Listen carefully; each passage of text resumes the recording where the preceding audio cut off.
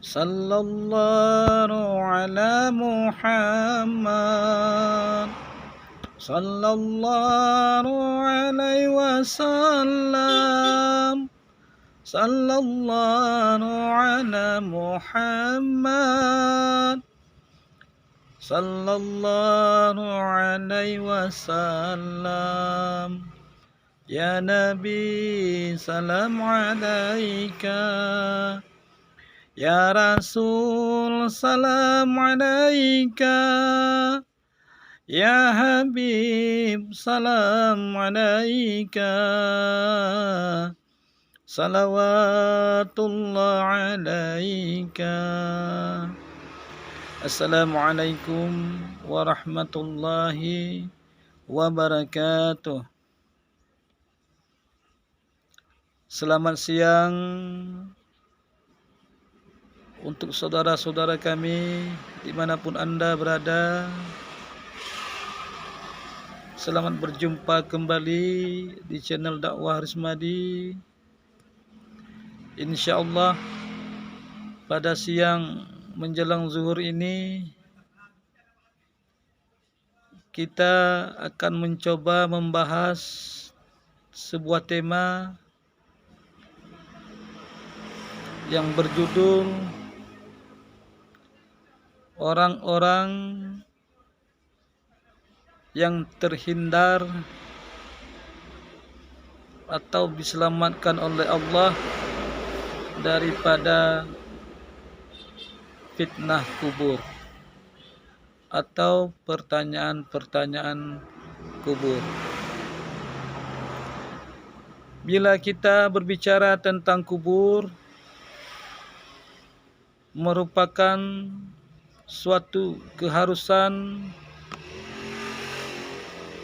bahkan suatu kewajiban bagi kita untuk mengimaninya, yang mana di dalam kubur itu ada pertanyaan-pertanyaan atau fitnah kubur daripada nungkar wan nangkir. Nabi Muhammad sallallahu alaihi wasallam bersabda, "Tidak pernah aku melihat pemandangan yang begitu mengerikan melebihi dari pemandangan alam barzah atau alam kubur." Dan juga Rasulullah Muhammad sallallahu alaihi wasallam bersabda lagi, kubur itu atau alam barzah itu merupakan bagian taman-taman syurga bagi yang selamat darinya, dan merupakan lubang-lubang neraka bagi yang tidak selamat dari kubur tersebut. Kita selaku umat Islam yang beriman kepada Allah Subhanahu wa taala dan beriman kepada Rasulullah Muhammad sallallahu alaihi wasallam wajib mengetahui, wajib mengimani adanya nikmat kubur dan siksa-siksa kubur ini. Adapun orang-orang yang selamat daripada fitnah kubur, artinya tidak ada pertanyaan nungkar dan nangkir. Mereka aman. Langsung Allah membalas amalnya dengan memberikan ketenangan dan memberikan atau membuka pintu-pintu surga agar keharuman-keharuman surga itu bisa mereka rasakan. Adapun orang-orang tersebut adalah yang pertama syuhada, yaitu hamba-hamba Allah yang berjuang fisabilillah, artinya berperang di jalan Allah dalam menegakkan agama Allah Subhanahu wa taala ini. Orang-orang yang mati syahid seperti ini, alangkah indahnya mereka diberikan oleh Allah garansi tidak ada pertanyaan nungkar wa nangkir. Mereka selamat dari fitnah-fitnah kubur. Yang kedua, yang selamat daripada fitnah kubur ini adalah orang-orang yang menjaga perbatasan kampung atau negara antara kampung Islam misalnya dengan perbatasan dengan kampung orang non-Islam, non-Muslim. Tiba-tiba si penjaga ini meninggal, walaupun dalam keadaan tidak terjadi perang di antara Islam dan kafir ini. Artinya meninggal biasa. Nah, orang ini juga terbebas daripada fitnah kubur. Yang ketiga, yang terbebas dari fitnah kubur adalah orang-orang yang mati atau meninggal di hari Jumat atau malam Jumat. Apalagi di bulan Ramadan, sungguh lebih luar biasa lagi kebaikannya. Nah, orang-orang yang mati di malam Jumat atau di siang Jumat ini bebas daripada fitnah kubur, bebas daripada azab kubur. Tetapi bila ada pertanyaan, si fulan itu tidak rajin beribadah, bahkan sebaliknya melakukan maksiat-maksiat. Misalnya suka minum, suka berjudi, suka mencuri, bahkan suka berzina. Bagaimana pula itu? Dia mati di hari Jumat atau malam Jumat. Itu jawabannya ada dua. Yang pertama jawabannya, kalau Allah sayang kepada dia, Allah memberikan taubat kepada orang ahli maksiat tersebut beberapa saat sebelum dia meninggalkan dunia ini. Yang kedua, jawabannya adalah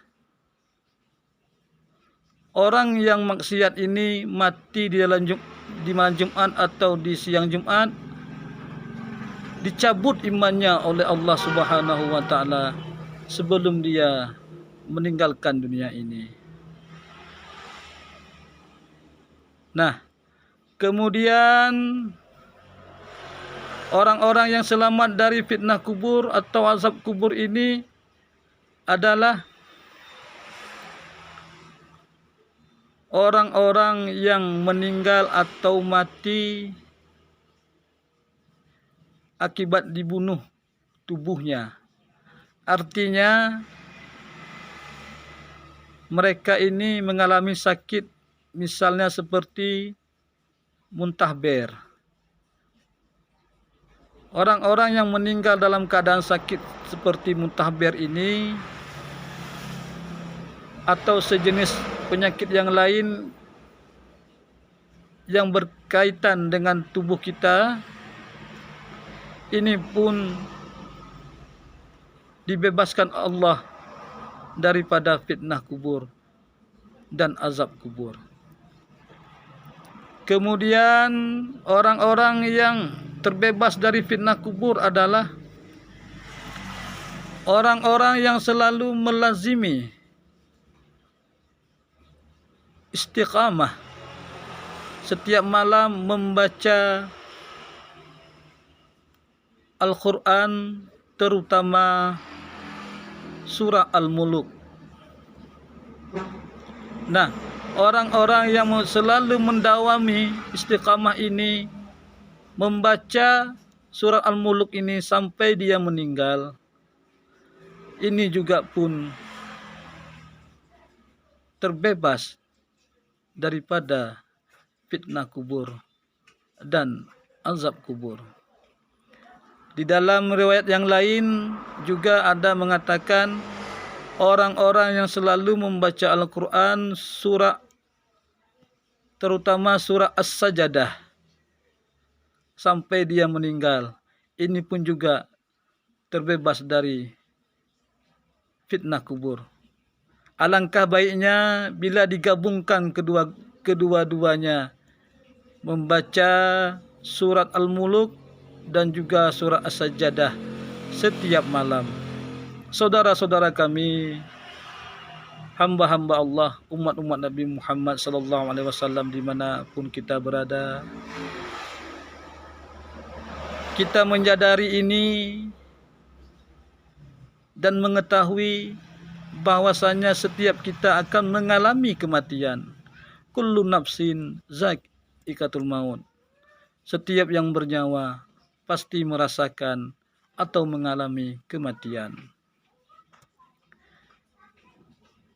Dan kita juga akan ditanya di dalam kubur, akan difitnah, akan dipersoalkan di dalam kubur tersebut. Walaupun mungkin berbeda-beda pertanyaan diberikan kepada kita. Maksudnya ada yang diberikan pertanyaan satu, ada yang dua, ada yang tiga, bahkan ada yang semua pertanyaan diberikan kepada seseorang yang telah meninggal tersebut.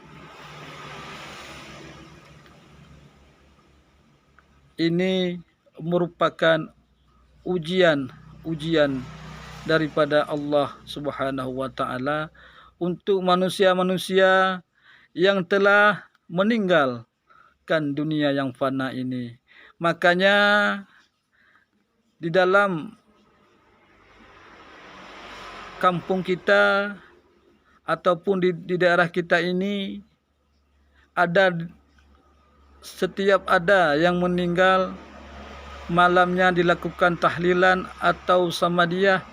Itu merupakan suatu cara, suatu ikhtiar untuk meringankan orang-orang yang telah mendahului kita itu,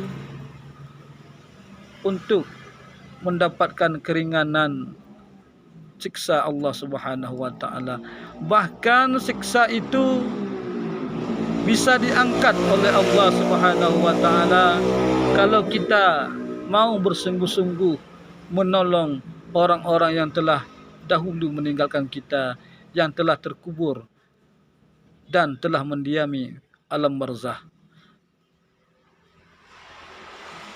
Nah, marilah kita sadari semuanya, kita renungi, tidak ada yang tidak memasuki alam kubur itu.